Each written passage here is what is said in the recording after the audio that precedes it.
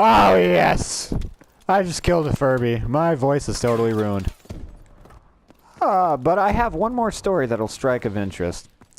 When I was a little kid, 5 years old, there was a kitten named Pumpkin. And this kitten was one of a few other kittens, or cats, I should say, my aunt owned. This one happened to be a newly kitten, so when I was age 2, I didn't know exactly how kittens worked, so I picked it up by the tail and freaked my aunt out. This turned out to be a defining moment in me and Podan's relationship, because I couldn't even pronounce his name, and I totally scarred him in his first 5 minutes of being alive. So, yeah. It had its eyes open, so it was more like a couple months old, but, you know, or weeks old. Maybe a couple days old, I don't know. I wouldn't know. I don't know what the mom was feeding it. Could have been steroids. But anyway, long story short, when I was 5, I was out with that cat and another one called Raptor. Great name for a cat. He was very especially talented at catching dead mice. One of the reasons why is because they can't move, and second of all, they're just way easier targets. He's more of the vulture of cats. While Pumpkin was killing them, Raptor was eating them. Simple as that. He wasn't very skilled in anything else besides eating Podan's food. Anyway, we were all outside playing at 7 o'clock or so, so it wasn't quite too dark, but it wasn't quite bright outside either. And an early owl dove down and sat on a tree. Looked at me and turned its head in curiosity, and I looked it in the eyes, and I was like, what a really ugly alien-looking bird with human eyes.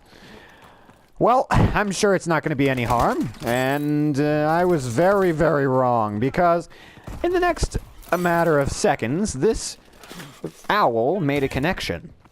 Made a very important connection, looked at the cat named Podan, and looked back at me. Looked at the cat again, and looked back at me, and then, long story short, decided to take a giant dive bomb and pick the cat up.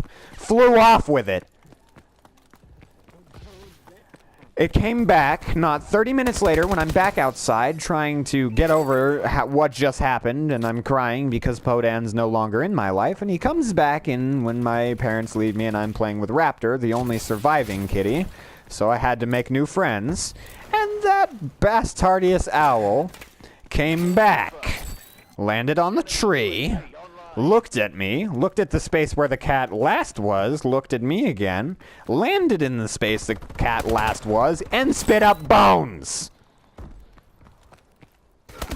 To this day, I shall wreak havoc among the owl species for killing my long-life friend named Podan.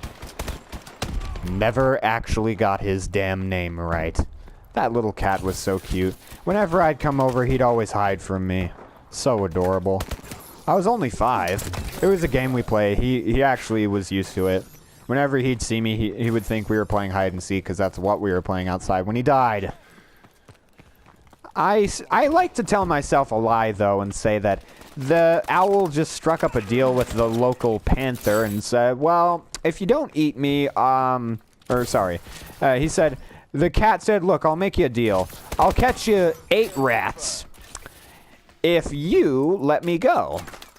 You can do with the bones whatever you want, but I'll give you 8 rats if you put me down and give me about 5 minutes to hunt for them. All right, deal. So he plops Podan down, he delivers the rats, and the owl flies away with its giant meal. Then comes into the yard and spits up the rat bones, confusing me, thinking that they were the cat bones. But there's no way that cat lasted more than a day if it did survive, so... Hey, did you see I got killed right there? Wow. That's like putting an end to a child with candy in their hands. 8 and 34, what a pitiful score. 7 years ago, I sucked at Call of Duty.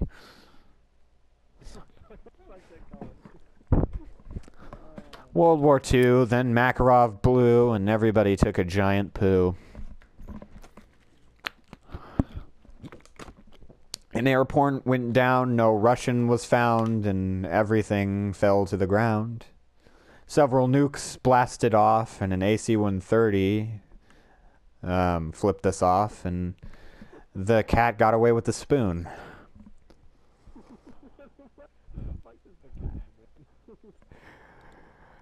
And when Menendez's smile turns to a frown and the world turns from upside up to upside down, you'll laugh and you'll cry and you'll party with an old guy and you'll drink a beer, see a queer, and die. Multiplayer is an excuse of a game. It's pretty lame, and it's never the same. You get matched up with people not on your skill level, and it makes you feel like your name should be changed to Neville. "You're a loser, Harry," Hagrid said to Neville Boy. Then he cut off his head and screamed out with joy. Advanced Warfare came out shortly after, and everybody bursted out with laughter, saying this annualized game can't be good at all. Oh, how funny it was when they were to fall, like 9/11.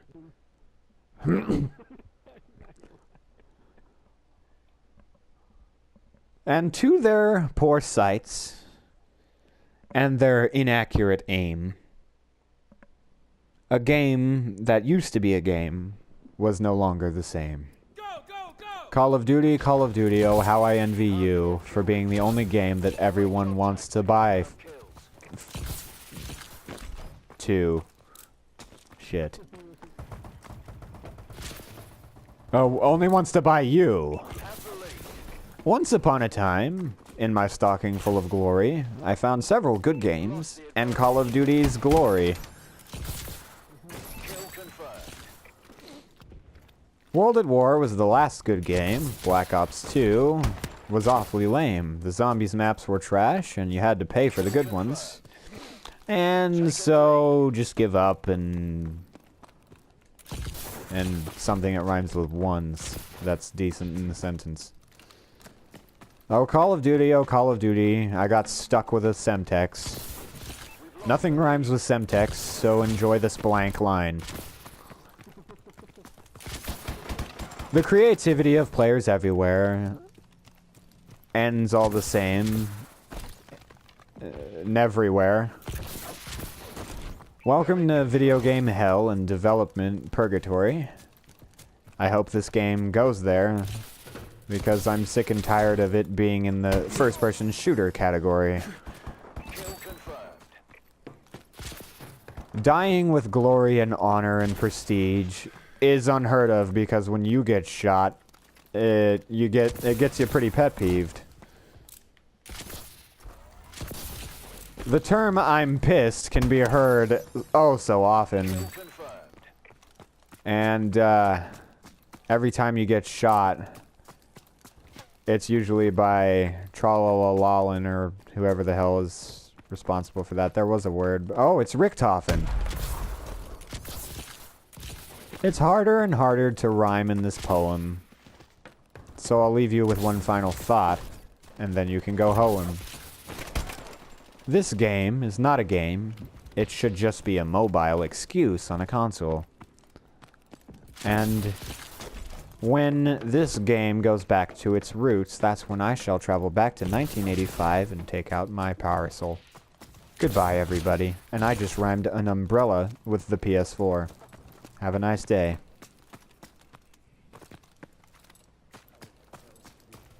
Honestly, I should have just said that to my English teacher. I need to go run and get my English notebook because the poem I wrote in there was so telling. Honestly, after this match, I'm gonna go run as fast as I can to try and find that damn thing just to read it. I have no idea where that thing is, though. It's pretty uncertain whether I'm gonna find it or not. I'm playing with the Eclipse, and I'm 5-2, so I'm doing pretty good. Oh, for God's sakes! Oh yeah, the AMR-9's pretty good on this one. I just like the SN6 a bit better. Oh shoot. Friendly UAV above.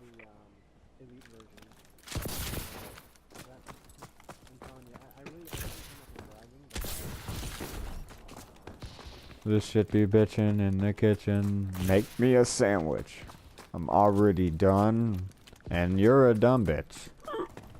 Ooh, gotcha right in the leg, buddy. That was the fastest quick scope with an MK14 on iron sights I have ever done. No! I died. Oh. See, it usually takes yelling in a closet. I can also barely do the ooh, ah! Yeah, it's pretty damn hard when you're freaking disturbed and you blew out your voice 3 years ago. You can do anything with it then. But I could do the and pretty much all other heavy metal screaming. At the cost of my own voice for a day. At one measly cheap price, you can lose your singing ability and your hope for auto-tune. My name's Ivan Moody, and I approve this message because my voice can never get destroyed when I heavy metal scream. I'm just too awesome. And I wear mandals. I'm Obama, and I approve Ivan Moody's message. I'm Obama, the real one, and I gave your land to the Cherokee. The only surviving ancestors of the Cherokee, mind you. So dig into your closet and find a bandana and go celebrate in the Longhouse with Betty and Delson and all those dead folks. Delson's not dead! You're dead for thinking that that was a canon game. You're about as reliable as a half-eaten Snickers bite-sized bar. So here's my favorite comebacks. Your mom was so ugly that World War III broke out. Your mom was a decent person. You must take after your dad. Your mom was stupid for keeping you around as long as she did. I once had an aunt named Francie. You remind me a lot like her, because you have an ass for a face. I didn't know it was physically impossible to be skinny but still look like you were over 300 pounds. Your personality is too fattening for me. I'm going on a diet.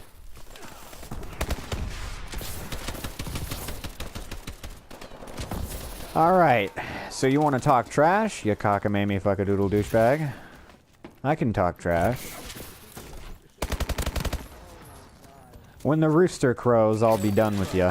And when the second one crows, you'll be dead. On your tombstone, it'll say, I was killed by another man's words. It'll contradict the common saying, sticks and stones may hurt my bones, but words may never hurt me. And when you say that, I will have already found a stick and a stone. And then I'll finish you off with my last saying. Your mom is a penguin, and she dropped the egg. You must be living in Antarctica, because you're about as chill as frickin' sourdough milk. I mean, you know, you're about as reliable as an expiration date after the Pure Food and Drug Act got redacted.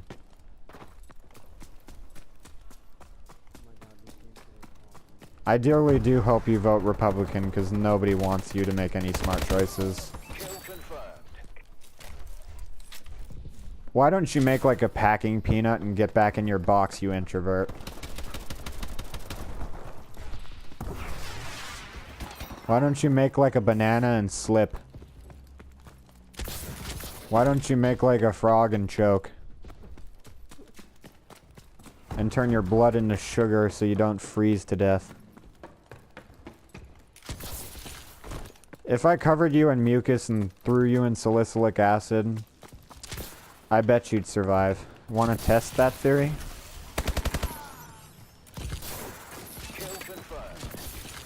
It's